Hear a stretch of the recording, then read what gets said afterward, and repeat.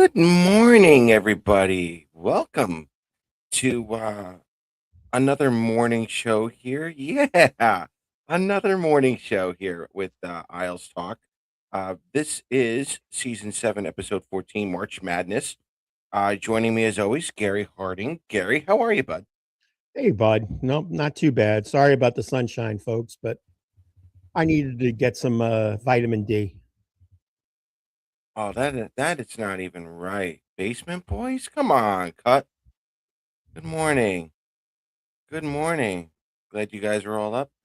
Yeah, I already had my bagel, believe it or not. Me too. Yeah, needed that. So, listen, we're going to talk about real quick the trade deadline, and we're going to go over the standings. And yeah, buckle up for March Madness on that one, folks, because this is not going to be fun for you guys. Um, this is going to be a wild ride, probably to the end here. Um, and then we'll talk prospects a little bit because, again, probably starting after this weekend, I will be diving right into a lot of the playoffs, NCAA tournaments, the Memorial Cup tournaments, all of those, the league tournaments. I get to watch all those, and I'll go into that a little bit further. But Gary, real quick, give me your thoughts on last night's game against the Kings. Oh, I'm just getting tired of these lousy first periods. Okay, Um, we've proven enough that we can come back and, record 10-0 in overtime and all that, but um, it's just getting tiring that, they're not coming out. Although Patrick said in the postgame comments he felt they played well. They LA blocked a lot of shots, I think it was like 14 or 15 shot attempts were off net. Um, but again, you got to be happy about the way they come back and the way they're playing. And Shafe was just a monster last night. I mean, 29 and a half minutes. Um, he was deking everybody. I mean, every time he made a move, the crowd just was like this collective, whoa, and I mean, one spinorama move he made at the point. Um, he faked the defenseman so hard the defenseman lost his stick. I mean, right. these are amazing times for this kid, and I'm happy Heineman got off his schneid. I think, I may be wrong, but it looked like the second goal, Heine got it off the Heine, so it was pretty A little bit funny. off that thigh. Yeah. Yeah, exactly. At least it made Claire laugh, so that's good. Um, but we've been saying it for the last 3 or 4 games, and we got to say it again. We got to come out strong. Um, and they're going to need this big win today because Columbus is breathing down their necks and they could lose that third spot. So it's very important before this 3-game Canadian trip coming that they, get these 2 points and keep themselves, above that line. The Canadian trip is going to be a little bit less painful with no Austin Matthews out as a result of that hit by Gudis the other night. Right. But it every game that we know is ultra important now. So they've got to come out. They've got to set a tone, and I'm looking forward to see if they do that.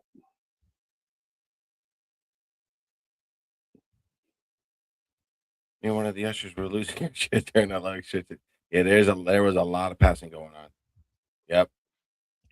But I agree with that statement, David. But think about this. Um, One of the things we complained about ad nauseum last year was the fact that they were sitting still. True. That it was very predictable. Um, yeah, Barzy was doing his what I call his Jason Blake dance, and Oh, did like yes. 3 or 4 laps around the rink. But you know what? I take the fact that if their feet are moving and they're getting opportunities, yeah, they may not get the chances on net, but they're creating openings. And that last year's team did not do that at all. So I would rather see I'd rather see movement. I'd rather see, trying to get the right opportunity. Sometimes I think they look for too good of an opportunity, but that's the type of play that Patrick Waugh wants, and that's the type of playing that makes the Islanders effective. Were there too much passing? Yes. There was too much moving around, but I'd rather have that than the past. Agreed. Agreed. But I kind of I'll go a little bit more in the middle there. I'm kind of like Butchie in the moment here. If there's a slot anywhere, put the puck on that Well, that's what you see a with little Schaefer. more often. Yeah, That's what you see with Schaefer. yeah.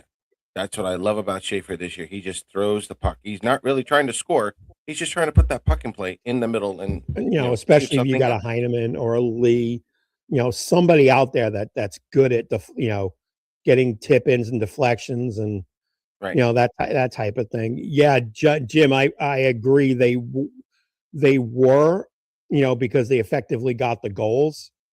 But when I looked back at the game last night, I watched it after I got home again. Again, they had their opportunities. Their passing in the first period was pathetic. I will definitely tell you that. Um, and that leaves a mark, on how the team is effectively playing. But they just missed shots. They just had bad passing and opportunities. When Mayfield tried to take that shot and I forget who was number 12, that name that scored the first goal, but he blocked the shot and went in on his own. I mean, there's not a lot you can do about that. I mean, Sorokin would probably say he'd want that puck back 99 times out of 100, but that set the tone, and that's the problem. They get that one goal and they just seem to lay low and lay back as opposed to taking the push. It took the goal and it took the Schaefer little incident behind the net for this team to wake up, and they woke up big time. The third period, they really dominated the play. It was funny. Claire said to me at about the 15-minute mark, she says, I think I've got to, go to the bathroom. And I said, the first break will be after the 14-minute mark. And between goals and icing and everything else, there wasn't a break until 2 minutes left, 2:45 left. It went like 12 minutes before a break. And that was probably what I would say very good hockey. No scores, but both sides had great opportunities. There was a lot of flow. So overall, I liked the game despite the result, but I liked the way the Islanders fought. And the third period, which used to be our bugaboo, has now been our strength. right. And like I said, it's the old cliche. You're tired of playing 40-minute games. We need 60 tonight against Calgary, a team that's not doing well, and a team you can beat. So you got to come out, set the tone, and just put pedal to the metal. Beautiful. So let's talk trade deadline real quick. Um, Islanders kind of got their quote unquote enforcer in Braden Shen. They gave up a first, a third, Marcus Gidloff, and Jonathan Druin for a short term. We'll call it a short term 2C. Um, I'll go with your thoughts real quick on the trade, and then I'll go into mine. So, what do you think of Braden Shen so far? Uh, you know, um, I like the fact that, even while he was getting applauded in St. Louis, he basically went to the bench and says, "You touch Matthew Schaefer, I'm coming after you." Um, was great. So, he's very smart, very savvy, loves to hit. Just a comment that I had from Claire. She went to practice on Thursday, and I know they've said it on the broadcast, and It is very true. But, you know, Claire noticed very succinctly that while practice was going, Braden and Cal Ritchie were, you know, in a corner by themselves, working on face-offs, working on positioning. Um, Claire said Shen got like behind Rick, behind Richie, and was moving his feet, moving his arms around, to kind of improve on his skills. And you could see that mentorship, right away. Um, he was real, she was really pleased by that. And she could see, again, this is a former captain, excuse me. And you could see what another face like that means to the team. Yeah, the team got unfortunately older in this, but Shen is not a 34, a 34-year-old person out there. He doesn't play like a 34-year-old. He plays younger. He plays stronger. He's smart. And yes, it's a short term, but I like the deal. I mean, you figure the way Colorado's playing, that pick's going to be in the high 20s, low 30s. It won't be 32 because of Ottawa's penalty for doing some Correct. off-season crap. So now they got the 32nd pick. But it's a high pick, and they basically got that in Richie. So I don't think they really lost as much. Joanne basically lost his confidence, and you could see right away he scored his first game he played for St. Louis. And, it is what it is. Good guy in the locker room, but you have to trade something to get something. And if the Islanders, I'm saying when the Islanders make the playoffs, it's good to have a seasoned playoff veteran like Shen in your lineup. And I think that will another aspect that will spread through the team. A lot of people didn't like the trade. I thought it's okay. Beautiful. All right. So I I neither like or dislike this trade. Um, it gave me a sense of direction on where this team wants to go, because in the beginning of the season, um, we had said this might be a short transitional time period for the Islanders as an organization, and then all of a sudden, Matthew Schaefer shows up and changes basically everything. Uh, what that direction goes is up to the players, and we're going to get into that as far as the standings go. But they needed a centerman who can help make the other players, the other wingers, better. Um, I felt Cal Ritchie, and I still feel Cal Ritchie is still not a 2C in this league yet. Um, I wish people would just stop rushing prospects. It's been an eyesore for the Islanders, I don't know, 3 decades now. Um, I will say this: getting Shen here was expensive.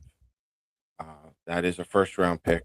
They don't have they only have one pick now through the first 3 rounds. Granted, something can change in 2000, later on at the draft, but and giving up, you're trading away a prospect like Gidloff, which I know a lot of people are, quite excited on Gamzin over in the KHL, but I hate to burst your bubble, folks. Those numbers that he's putting up, even as a 22-year-old, those are average numbers for the KHL. Anyone who watches the KHL, they'll tell you that. Those are average numbers. If Gamzin really wants a shot playing with Ilya Sorokin, he's got to win the Gardner Cup. Okay, Gidloff was already in the Swedish Hockey League, probably coming in. St. Louis, again, is a small market team. St. Louis thrives on their prospects. They know what they're doing with their scouting and everything else. They know Gidloff has probably, for the immediate time, a higher chance of making the NHL than Gamzin. So they essentially may have taken the better goalie right now. And that was a steep price. So for Islander fans who want playoffs, with a trade like this, you have to get past the first round. No doubt. You have to. If you are a fan, not a fan of the trade, that's not what I'm saying. If you are an Islanders fan who wants this team to make the playoffs because of this trade, you have to go past the first round in order for this trade to be successful. Because there was a lot here that was given up for Braden Shen. Long term, yes, probably a good move. But now you have one draft pick in the first 3 rounds of a relatively deep draft that we haven't seen in a while.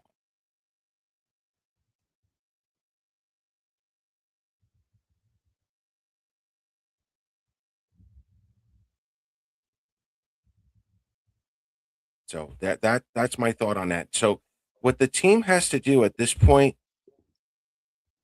obviously, is make the playoffs. Because if they don't make the playoffs, okay, that'll be something else. But we're gonna get into that and how difficult it actually really is. Um, you know, getting into the playoffs right now. So for those of you who are scoreboard watching, and there's a lot of you, for those of you following the standings, um, you're into games 65, basically for every team. And during the season, me specifically, I always play the percentages. Earlier on in the season, I always play the percentages, and um, I always go by the point pace. I've been doing that now, I don't know, 10, 15 years. Uh, Kind of relieves some of the stress, does add a little more drama from time to time. But what I've learned is that once you get to games after the trade deadline, 63, 64, 65, 66, the regular points and the point pace don't matter. This is like the last leg of the Belmont. This is the last turn. This is it. This is your finals. It doesn't really matter. Um,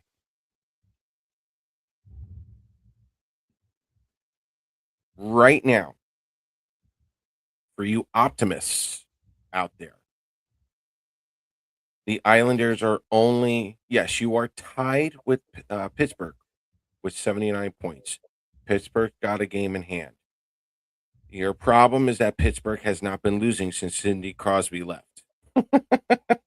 Yeah. Pittsburgh's still there. The Columbus Blue Jackets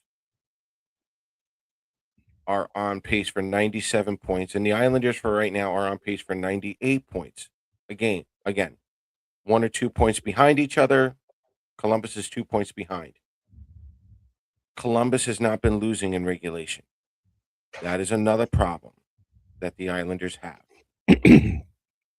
If the Islanders, excuse me, if the Islanders could grab a point almost in every game, they'd be better off. Losing in regulation from here on out is practically a no-no. You can't do that. The Atlantic Division at the moment is a hot mess. Tampa, Buffalo, and Montreal, you can basically put them in as locks. I'm almost there. That's almost a safe bet for me. Boston with 98 points, point pace, excuse me. The Detroit Red Wings on a 98-point pace. The Ottawa Senators with a 94-point pace. The Ottawa Senators are not out of it right now. So you literally have 4 or 5 teams vying for the 6th overall spot in the Eastern Conference. And not to count them out yet because they're not. The Philadelphia Flyers refuse to go away. They're on pace for 92. If, let's just say, for example, the Islanders were in 8th place and they were to play a 500 game for like the next 6 games, let's say they go 3-3, Philadelphia would have to go at least 4-2 to keep up. Basically, 3 more regulation losses by the Flyers and you could eliminate them. The problem that the Islander fans have right now, and I'm not going 2007 yet, but Gary and I kind of said this 3 months ago. This looked like this was going to come down to game 70, 75, 77, whatnot. Guess what? It's now worse, folks.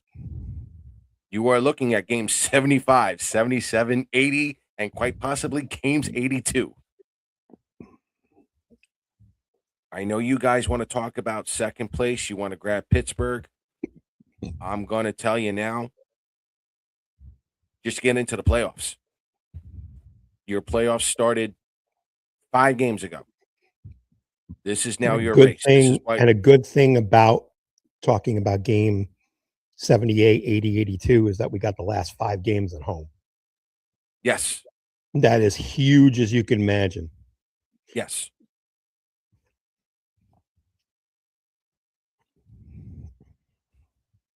Yes. This is all, no doubt. The Pens have it. Tommy, I said this months ago. Buffalo to me, they were scary back then when everything was coming together. And now they're loading up. But after what Colorado did at that trade deadline, it's Colorado and nobody at this point for me. They have so many centers lined up right now. It's like, oh boy. Yeah. Yeah. Yeah, but look, I don't. I know you guys are bringing up that home record, but you didn't even beat LA last night at home. Okay, you still got to play David Rittich at least 4 or 5 more times in those back to backs, right? How comfortable are you guys? Yeah. You got to score more than 3 goals a game. You got to do it. The Islanders have a better away record, if I'm not mistaken. You can't be at a home game and have 9 shots in 2 periods. Thank you. You can't. Thank you. Right.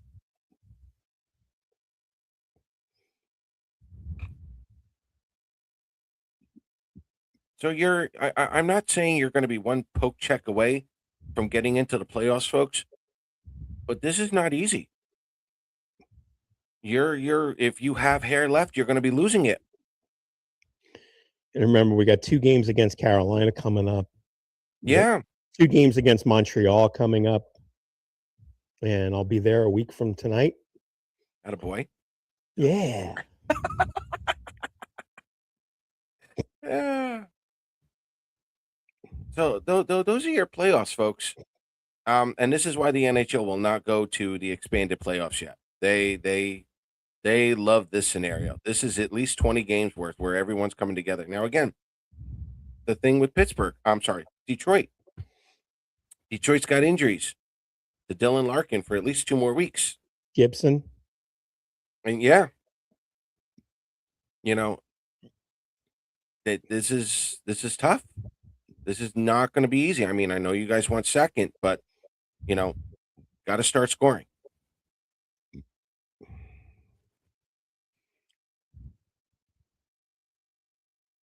And then for my Western Conference fans, I'm not going to leave you out, but I'm not going to lie. This is pretty easy here. Ironically, the Predators are still in a playoff spot, or they're not in a playoff spot. They're still in the playoff hunt. They're on pace for 85. The Kraken are still in it for a pace of 86. LA still in it for a pace of 87. But in all honesty, you've got the Avalanche, the Stars, and the Wild. Your top 3 teams in the Central. They're the top 3 teams in the conference. It's the Ducks, Utah, Vegas, Oilers, and Sharks. It's basically the Central on top of the Pacific. Again, and with the trades and the moves that Colorado have done to shore up their center position, I think it's Colorado. For Colorado, it's Stanley Cup or bust. Like that's it for me. If Colorado does not win the cup this year, ooh, good luck. But Gary, I know you have family who are Stars fans. Are they semi excited for all of this? Have you talked to them I lately? think so. Yeah, I think so. Okay. You know, I I always like to watch Dallas obviously because of my family connection, but I wouldn't count them out. And they're getting a lot of production from a lot of names that don't necessarily are household names as well. So yeah, I wouldn't count them out, and I definitely wouldn't count Minnesota out. They've been struggling a little bit of late, but and their rookie goaltender has come back down to earth after a brilliant start, but they are deep as well. Bill Garrett has done a nice job of getting complementary players in, and of course the Quinn Hughes effect. But yeah, that 1-2-3 race. I mean, the 2-3 setup, right now between Dallas and Minnesota is going to be legendary. I Yeah. think. I mean, that's to get out of that division with those three guys beating each other up. That's the thing that I think will hurt the Central Division is they're going to have to kill themselves before playing outside of that division. So Right. that's the only thing that would put a damper on Colorado is that that they beat themselves up in the first two rounds and they get to a conference final and the West could pull a shock, in my opinion. Don't think I'm going to see it, but Right. you got to put those cards on the table.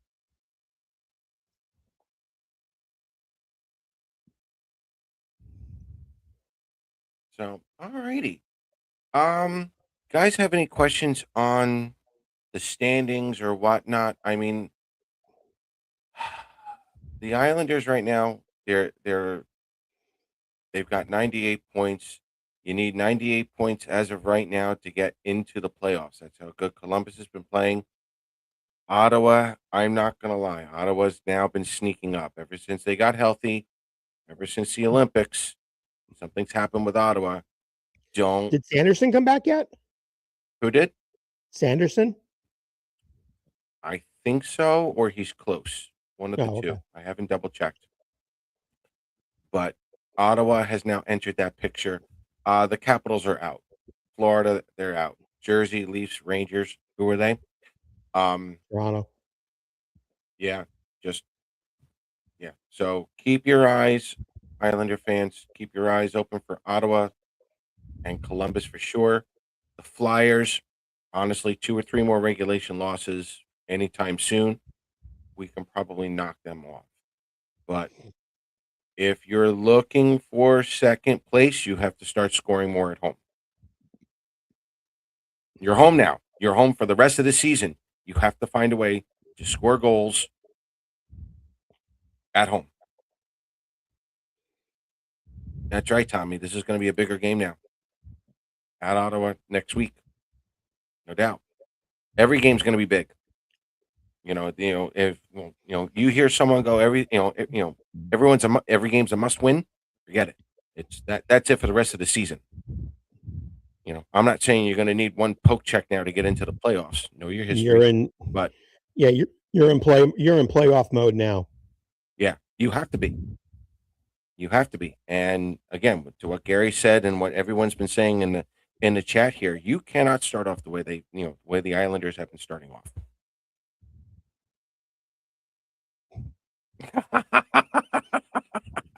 I love Cutler. Yeah, he's good. Pair of sunglasses, Islander sunglasses. Now, Absolutely. in about Okay. 5 minutes, the sun's gonna go over my light in the big room, so I'll be all right. Okay. I didn't So want to be down in the moving. dungeon. I wanted to be in sunshine. Okay. So let's talk prospects, folks. So this is what I usually do. By the way, this segment should be called "Gary's not going to be speaking for about 10 minutes." Oh, you know what? Here we go. Let's just do this. Hold on. Where are you? Where are you? Don't blame Gary Yeah, for this. Okay, if the prospects get all wrong, don't blame Gary. You blame me. This is the easy one. Okay. Um. I'll Oh take my wait. You coffee. know what? Yeah. Hold on. Hold on. I'm gonna hold on. Do do do do do do do do. Hold on.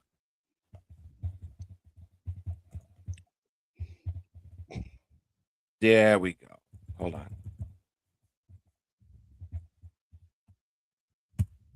There we go. Do-do-do-do. Don't blame Gary, Prospect Edition. Yes. Wait a minute, Matthew. Beautiful. Blame Paul. Yes.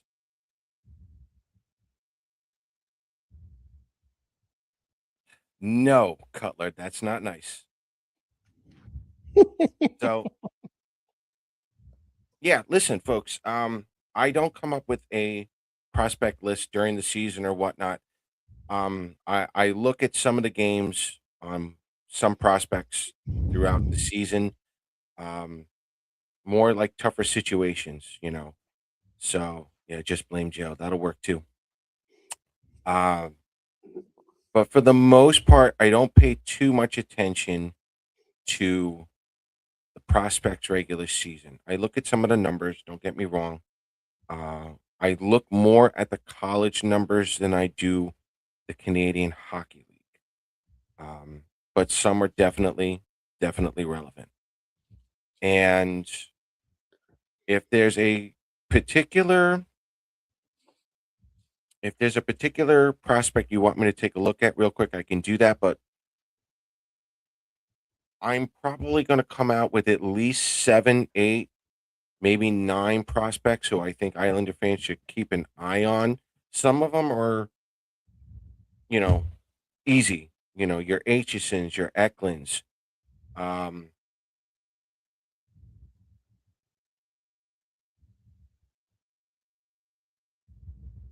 okay, cool. Is he coming? Is Quinn Finley coming? Quinn Finley's on one of them. Cameron Berg right now, real quick. He's putting up fourth line numbers like he's supposed to in the AHL. I think they got to go one more year with him at most, and he's on pace to replace Casey at some point.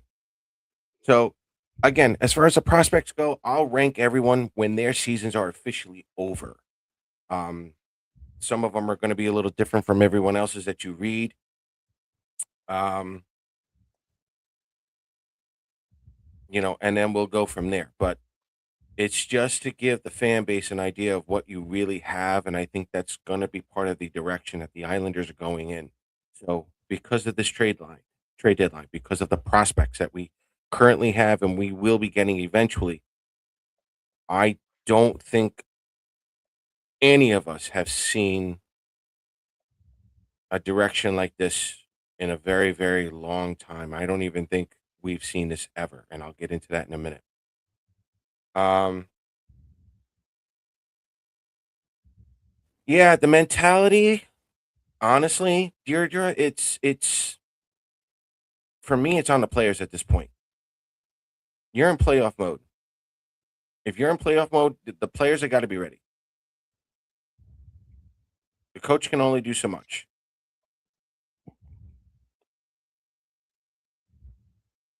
So, all right. So let's talk about Quinn Finley real quick. He is a junior in Wisconsin. Uh, to my knowledge, they still have a shot to get to the big dance.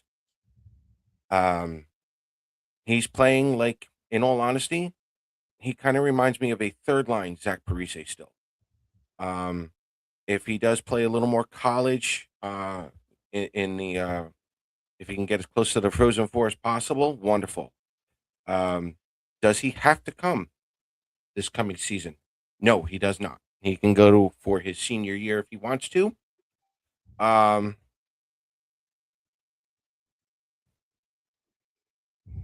but does he have anything else to prove? Probably not.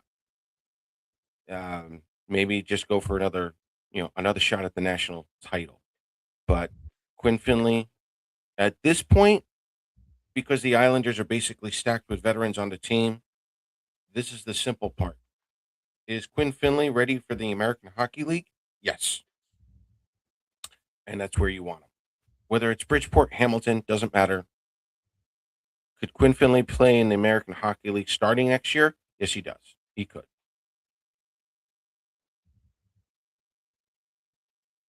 Okay. The other obvious one, um, let's talk about Aitchison. I know a lot of people have him ranked number one on their list, and that's fine. That's cool. Um, Aitchison is putting up enough offensive numbers. Inio, again, do I feel comfortable putting him in the American League next year? Sure. Um,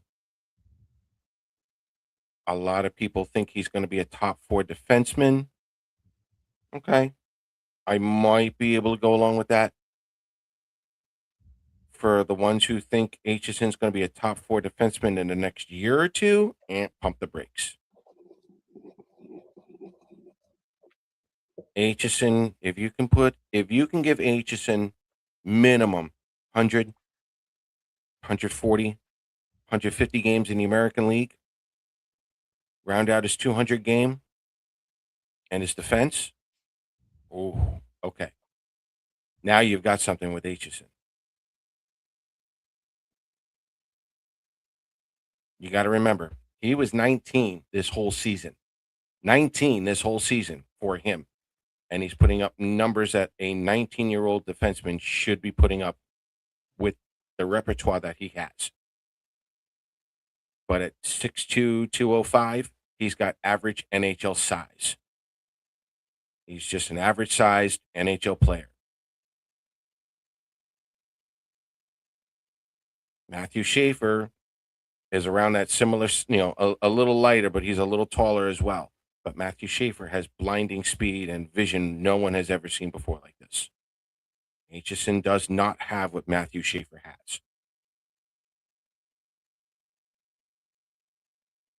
I'd say if you were to mold him into anybody, I would say Ryan Pulock.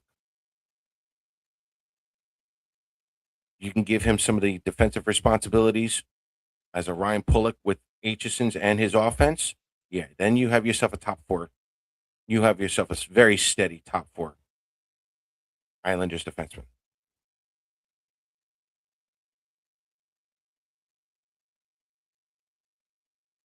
So that's Aitchison. Again, no rankings just yet. Um, I got asked if someone were to get, if someone were to, if I were to give the number one ranking to anybody at the moment, it would probably be Danny Nelson. Danny Nelson was on a really bad Notre Dame team this year. And I wanted to see how his numbers would look. I wanted to see how his play was without a great team around him. And he put up better numbers this year than he did last year or the year before. That's telling me something with Danny Nelson. Okay. The only thing with Danny Nelson is that he has a younger brother going to be playing at Notre Dame next season. And he currently is playing with another brother there already. So the question for me is Danny Nelson going to choose family for one more season and play in his senior year? Or is he going to join the American Hockey League? Oh, can't hear you, bud.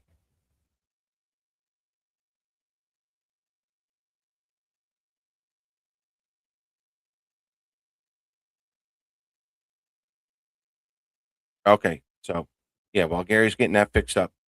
Um yeah, so Danny Nelson, it's either family or professional. But again, he has another season if he wants to at Notre Dame. But for right now, if I were to put anybody there at number one, I would probably go Danny Nelson. You know what, Eklund, future pro right now. I think you just got to give him the Simon Holmstrom treatment. He's putting up some really good points. He's putting up points in the Swedish Hockey League. That's what you wanted to see. He's playing against professionals, definitely older than him. Bringing him over, giving him the Simon Holmstrom treatment, um, letting him grow his game in the American League. I don't think it'll take as long as Simon did because he's a horse. Eklund's a horse. He's very aggressive. He could play that North American game a lot quicker than Holmstrom could. I do like Eklund quite a bit. Um,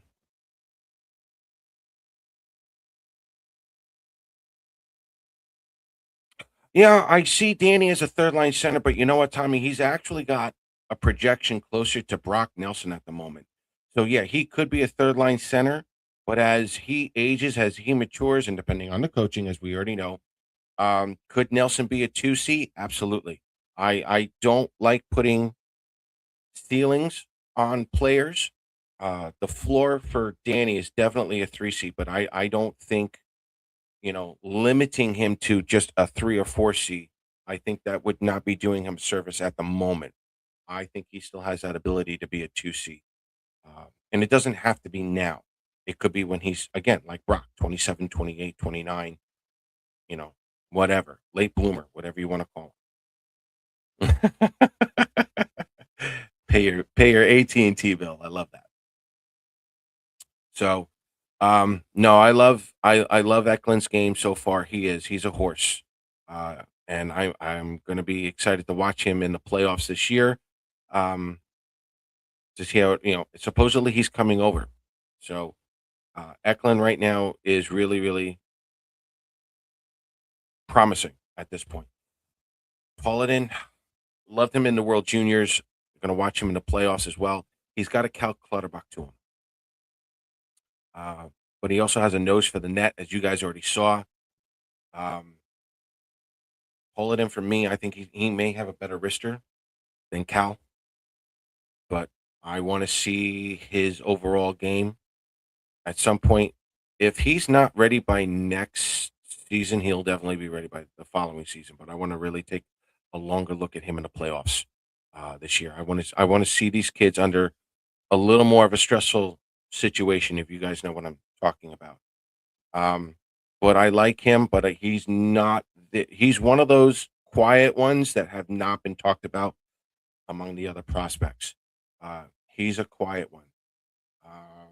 The other quiet one that we have not been talking about, and we should, is Xavier Villeneuve out of Cornell. Um, Guys, left-handed defenseman, 19 years old, 6'1", 192 out of Cornell. This guy's putting up more points than Devontae's was when he was in college. The only thing he's missing is Devontae's speed, and Tays was a natural for speed. But this guy's putting up some real legit points, playing a very steady game, and Cornell is actually going for the national title at some point when the brackets come out. Testing mic test. Nope. Nope. Nada. Oh, wait. No, did you mute yourself? Unmute yourself. This is going to be funny. No, on the screen, bud. How Unmute about now? yourself. There you go. There we are. We're back. Okay. I paid my bill, David.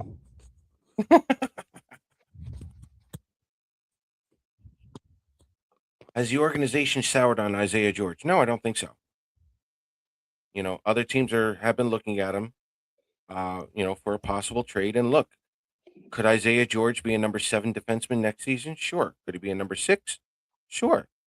I want to see where the CBA goes at the end of the season, guys. That's the other thing. The CBA is going to be over. We're going to be starting a new one. We're going to see what kind of changes um, is going to happen. But again, Isaiah George as a bottom pair defenseman next season, I'm not against it. Um, but I will say I haven't been impressed with his offensive numbers. I was expecting a little bit more from him, but Bridgeport and the American League, as you guys already know, they have players doing certain things for certain reasons and whatnot. It's not always about their numbers. But in terms of a puck moving defenseman, he could be there. I'm again, for me, the offense just isn't there for me this year, Cutler. Essentially, we draft a right-handed D-man with our first-round pick. Tommy, Tommy's just poking the bear here. Tommy knows I've been wanting the Islanders to draft a right-handed defenseman now for like the last 10 years. They just haven't done it. Yeah. But I will say this. The Islanders also don't have a center. like a number one potential center or a 2C floor center. Yeah, they've got Nelson, but it's now 3 years, 4 years. He's not in the American League. You got to get the Islanders have to draft themselves another centerman because look, you've got Nelson, you may have Cameron Burke, you may have Cal Ritchie, but then you don't have anybody else after that. You got to start drafting them. And it's the same thing with the right handed D. I don't know what they're going to do. And look, if Velio could learn to play the right D as well as the left while he's in Cornell or while he's in Bridgeport, that would be a bonus. So that's a toss up for me. And it would also depend on who's there at the draft, whether it's a right handed defenseman or a centerman. But then again, watch him draft a winger.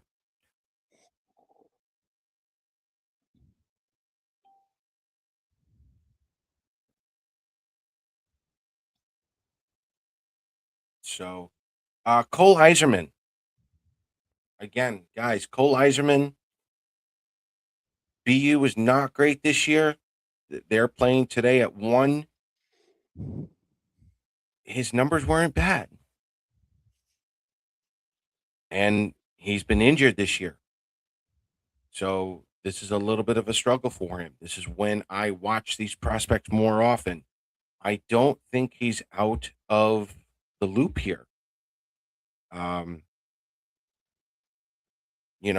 don't think the Islanders should bring Cole Eiserman here without a legit number one center, whether that's Danny Nelson or if they sign, a seasoned veteran centerman to like help Eiserman here. Eiserman's going to put up the goals, but you need that 200-foot game. But he's also going to need a center to help him get through this. You can't do that without the proper tools. So I don't know if the Islanders are going to wait on Eiserman and Nelson coming together. I don't know, but if Eiserman wants another year at BU, wonderful. Do I think Eiserman could play in the American League? I think he's close. I think he's real close. Is he my number one prospect? No, but I'll tell you what. I'm a little more confident with Eiserman now that I've seen him struggle a little bit than I was in years past. And again, he didn't follow the Oliver Wahlstrom path. Right. He was smart enough to stay and work on his game. And again, you see the potential is there. There's no Absolutely. question about it. But he just needs just a little more seasoning. And again, with more of a pipeline than we've had in a long time, you can afford Yes. to put him in college for another year. Yes, you can with all these kids. That's the best part. Well, that's going to be part of the season in review as an organization. That's going to be a good one. The other wait, did we talk about him? I think we did. Don't worry about Prokhorov. He's going through that whole KHL experience. I'm not too worried about him. Did we talk about Kavishnika? No. No. He's the last one, guys. Right winger, Western Hockey League, lighting it up. Going to the University of Minnesota next season. He could be your Zach Parise. First line, second line, either one. He's not getting talked about enough. Speed demon, tough, likes to play similar to Zach. I don't think he's getting enough. He's not getting enough attention because he is out west. He's in the Western League. I'm definitely going to be watching him. Going to be watching his playoffs, so on and so forth. Those are just some of the names. When it's all said and done, folks, probably by like beginning of April, the mid-April, I'll probably come out with my prospect list, whether it's 9, 10, 11, 12. I'll come up with all of them, and we'll go from there. by the draft. So, with that in mind, water cooler talk. Questions, comments, concerns. Like this Bednarik one. actually. Go ahead. Oh, sorry. I was just going to comment on the Tony D'Angelo, because Yeah, go ahead. no, I really, I think in the last 15 or 20 games, he's shown me a lot more. He's playing that role, what I call the roamer. Um, and like Schaefer, he's coming down, behind the net on a lot of plays. He's skating tremendously and coming back when he needs to. Um, I like the way he's fit in. He's been pretty comfortable.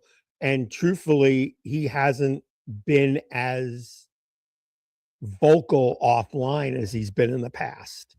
I think he's playing the model citizen role to a T, and the players Mhm. seem to love him. So, you know, I'd grab him for another year in a New York minute. So I think he's a perfect complement on the second line. Um, so yeah, I'm pretty impressed with him. So yeah, I'd say another year for him for sure.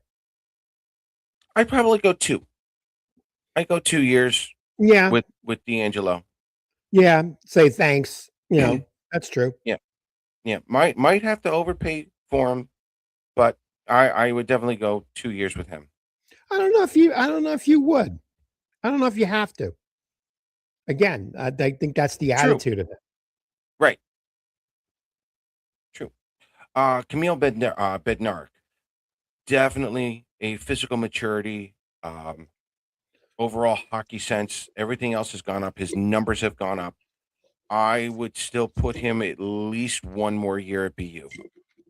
Um, Again, get his offensive numbers up a little bit more. If he has to spend a senior season there, so be it. He was going to be a long term project no matter what. Um, Solid 1 more season though. He needs to. He needs to get his offensive numbers up a little bit more in order for me to even be convinced that he can play in the American League yet. Good 200-foot game. He's putting it all together, but now he's got to put up the points.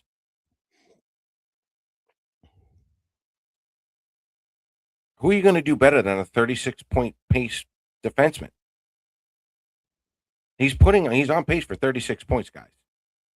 You put him with Matthew Schaefer every once in a while, he'll get up to 40. I mean, I'm just waiting for Schaefer to play 35 minutes a game, and he'll be playing with Tony D'Angelo, and he'll get 40. He'll get 40 points. I mean, come on.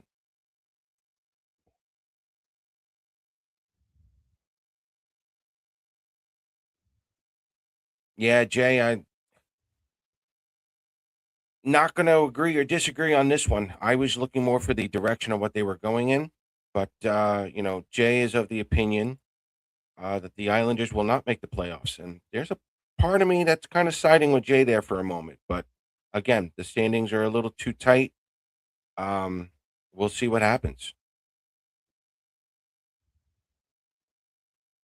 No, they don't.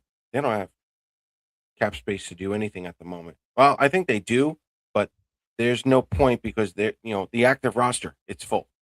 You can't bring them up even, there's got to be injuries. So, any And other questions, Bridgeport's comments, and concerns? Bridgeport is still fighting for a playoff spot. So you may not necessarily want to bring them up.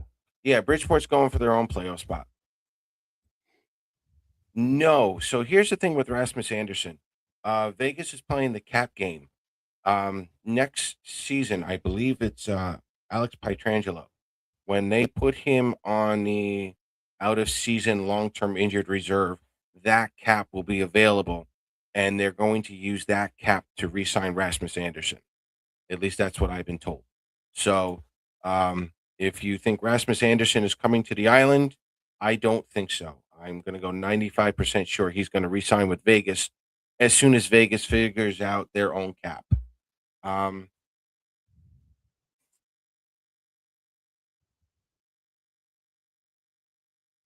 I think we will make the playoffs, but we won't be around long unless Sorokin stands on his head. All right, folks, listen. Let's pose this question. Um, Do you think the Islanders make the playoffs? Yes or no? Go on there. And along with the yes, if you are a yes, how far do you think they can go? I'm just ultimately it's water cooler talk. I'm curious and whatnot. I said before, even with the trade made, you got to get past the first round. Um, if you get into the first round and you lose or you lose badly, um, you know, we're all going to have mixed feelings about this. Cutler says 40-60 no. Okay. This is close, guys. This again, mediocre. This is about as mediocre and close to mediocre as it gets right now. They make the playoffs. Okay, second round is realistic. Fair enough. Think we'll lose in the second round, but they make the playoffs. Okay. Second round. Good.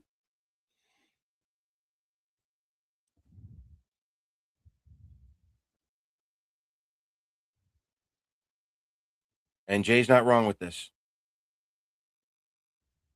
By today's end, if there's a possibility we'll be out of a playoff spot. Yes, there is. Playing the percentages. If the Islanders lose in regulation today, and any of those other bottom teams grab a point or two, the Islanders would in fact be in ninth place in the conference. They would be out of a playoff spot.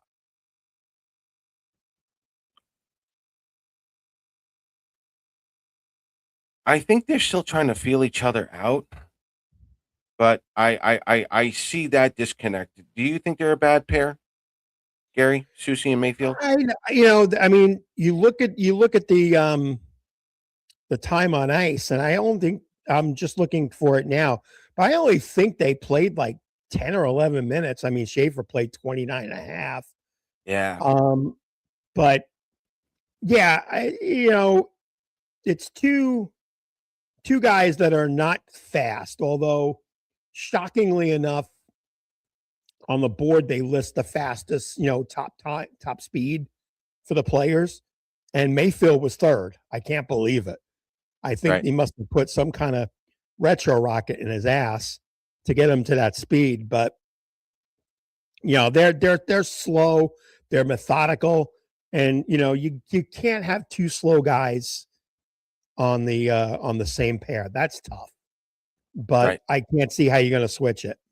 Let's see. I just happen to be on it now. Oh, we were Yeah, just Mayfield played 8 minutes. Susie played 8 minutes. okay. Schaefer, they list them only. Oh Were they no, a minus sorry, three? 9 minutes. Yeah, because Schaefer played 22, Right. D'Angelo played 20, Pellick played 24, and Pulak played 22. So yeah, you can. That's the difference right there. I mean, were they both minus three? No, -1. Okay.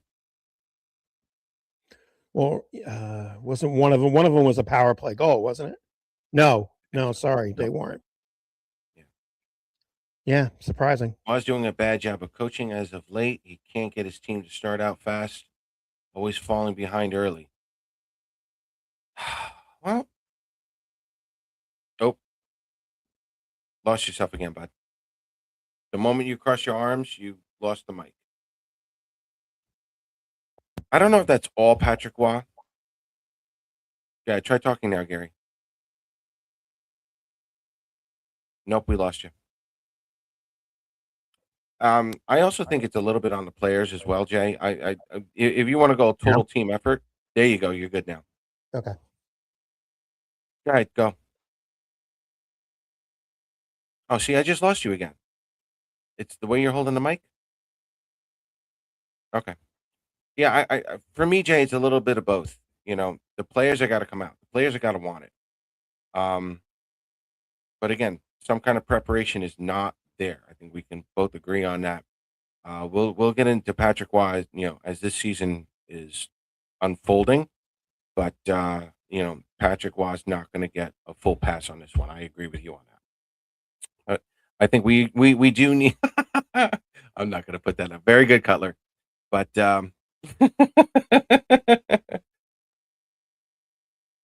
yeah, this is a total team thing right now, Jay. But I agree. Was not completely off the hook on this one.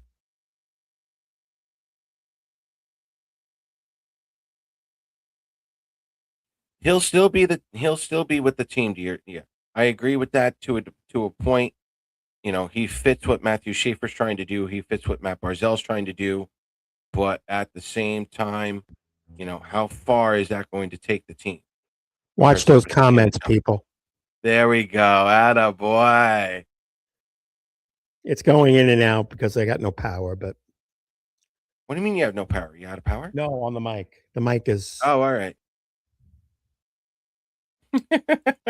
I don't know if Gary can continue to do Saturday mornings anymore. I'm This is a rough awake. one I have for no him. problem with it. One out of two people in this house can be awake this early. I won't say who the other one We is. miss the playoffs. Do not hesitate to fire Watt. Oh, that might be an ownership decision. Because ownership, and as we have already seen this season, ownership wants playoffs. We saw that with the trade deadline. Yes, the players have earned that, but the owners want playoffs. If they don't make the playoffs, who's going to be the scapegoat? Is there going to be a scapegoat? So that's going to be something. Well, I'm sure we'll talk about over the summer.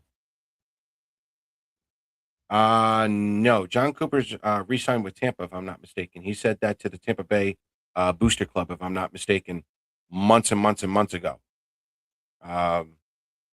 Yeah, there's some kind of video on that too, Jay. So, any other questions, comments, concerns? Listen, guys, it's March Madness. Your prospects are playing now. Your Islanders, Bridgeport, and New York, you're all on a playoff hunt right now.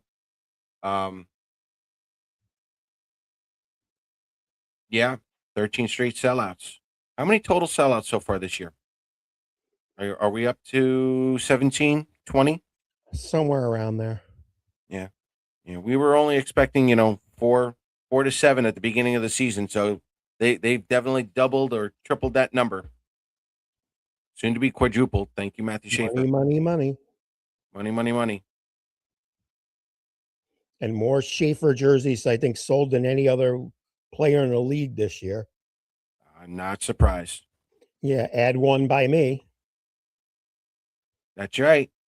Claire got her Matthew Schaefer jersey. Gary, Right. you going to the game tonight? Of course I am. Actually, for the supporters groups, we got a little chalk talk with Pierre Turgeon before the game. Nice. Nice. Any other questions, comments, concerns, folks? Water cooler talk time. Yeah, and you guys might see me on TV next Saturday in Montreal. There you go. Group's coming. Still have tickets if anybody's interested in coming for the weekend. I don't know. Yeah, no, actually, I am working. It's I too was bad, off Paul. this We could've weekend. picked I you- we can get could've off picked next you up. weekend. I We know. could have picked you up, Paul. I know. All right, quick backstory on that. When we did the Montreal trip, I did not go to Long Island to get on the bus the first time. They literally picked me up somewhere along the New York Thruway, Wasn't that and we Ottawa? just. Oh no, that's right. It was Ottawa, not Montreal. It was Ottawa. Yeah, they picked me up along the New York State Thruway, and they dropped me off back at the Thruway. I know all the stops. I was allowed to park there overnight on the weekends and whatnot. So, yes, they did let me in. Absolutely. I don't think I'm allowed in Quebec anymore, but yes, I am still allowed in. I'm still allowed in Canada. So, all right, boys and girls, this has been a great show. Thank you for coming on. And listen, if you haven't already, please follow us on X at Isles Talk. Follow us and like us on Facebook, and please like this video on YouTube. Hit that subscribe button. We normally don't do a lot of shows around this time because we just rather have you guys watch. Oh, can I add something in, Paul? Oh, go ahead. Yeah, I gotta if you're gonna find the link, but last week I put on X, if you go find me at IslesMet63, I have a petition on change.org to get Jiggs McDonald put into the Islanders Hall of Fame. I think it's something that's long overdue. Obviously he didn't wear skates on this team, but he is a permanent fixture in Islanders history for calling a lot of those Stanley Cup games. And, he still handles a lot of things, for special appearances and stuff. And I think it's an honor that is very long overdue. So if you go on to my Twitter and check out any of my posts, there is a link on change.org. Please sign the petition. I want to get as many signatures as possible to give over to the Islanders to consider giving Jiggs that honor he so deserves. It's on the Isles Talk. It's on Facebook. It's on X. We put that out already. We put that out on the rest of the groups. So it is out there. So if you haven't already, please go and vote. My Facebook groups: Misery, Drive for Five, Loyal Isles fans, Worldwide Group, Real Islander fans, Bleed Blue and Orange, the Coffee Cup. All you guys, we're always appreciative of everything you do for us and what you allow us to do. All of our X fans on there, been great, and YouTube's been wonderful. All the numbers have been going up. Everything's been great. So we thank you guys. Yes, gutter ball. Thank you, Matthew. Yes. So, all right, folks. Don't know when the next show is. Could be Thursday because I know I'm working through the weekend, but I think I'm off on Thursday. So we'll see what we can do there. We'll look at the schedule. We'll go from there. Harry, can you say bye? I could say bye. It came back. I got there we go. I got enough there goes that joke. For another minute or two. Bye, I forgot guys. to charge the damn thing before the show. Of course you did.